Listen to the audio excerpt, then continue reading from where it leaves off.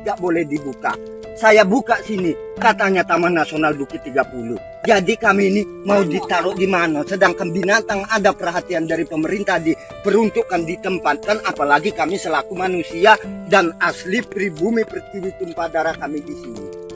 Jadi kalau itu ada solusi dipecahkan oleh bapak-bapak, kami bisa meninggalkan TMBT. Tapi kalau tidak ada solusi untuk kehidupan kami itu di mana yang bisa kami kelola untuk ngasih makan anak istri kami mohon maaf Pak, bukan kami tidak mematuhi. Selama ini kami sudah cukup mematuhi. Bahkan saya sebatang sawit pun tak punya Pak, karena mematuhi hukum pemerintah. Karena itu dilarang, tidak boleh dibuka.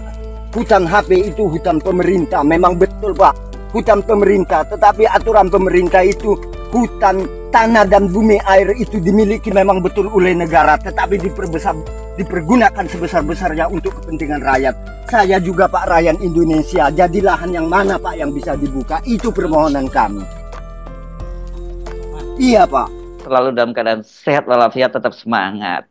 Bung Rocky, ada dua peristiwa yang saya kira ini berkaitan dengan sangat erat, yakni saya membaca itu Projo itu akan menggelar semacam kongres atau mukernas atau apa gitulah, pokoknya mereka akan memutuskan apakah mereka akan tetap menjadi relawan dan apakah kemudian berubah menjadi partai politik. Ini aneh juga kalau menjadi relawan, relawannya siapa begitu kan dia, kan ini namanya juga Projo Pak Jokowi.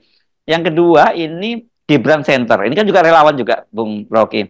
Ternyata mereka tidak akan bubar. Jadi mereka bahkan akan mengadakan kongres. Jadi artinya ini polanya akan seperti Projo yang mengawal Pak Jokowi. Kira-kira seperti itu kita bayangkan. Satu.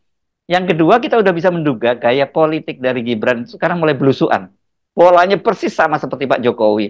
Tapi pertanyaan saya, apakah ini nanti tidak menimbulkan persoalan ya, seperti relawan, termasuk juga belusukan ini ketika dia posisinya sebagai wakil presiden, bukan sebagai presiden. Jadi kita lihat satu keadaan hari ini yang bisa kita kembalikan pada asal-usul dipasangkannya Gibran pada Prabowo. Kita menduga awal bahwa Prabowo membutuhkan Gibran sebagai faktor yang sudah tersedia tuh. Karena itu bagi Pak Prabowo, udah Gibran aja, toh itu artinya dia tidak perlu kerja keras lagi untuk meminta dukungan Jokowi, kan dasarnya begitu. Komunitas Gibran atau konstituen Gibran itu dengan sendirinya juga senang karena berpikir bahwa Gibran akan diasuh oleh Prabowo. Itu dasar pikiran awal tuh dari dua belah pihak. Dari Prabowo menganggap Gibran diperlukan, walaupun orang sering anggap bahwa kok Prabowo kesirep ya sama Jokowi itu. Tetapi itu jadi pertimbangan politik pragmatis dari Prabowo itu mengambil Gibran. Demikian juga dari pihak Gibran merasa oke, gue magang pada Prabowo tuh. Nah ini yang lebih penting sebetulnya, magang sebagai apa? Tentu magang sebagai calon presiden di 2029.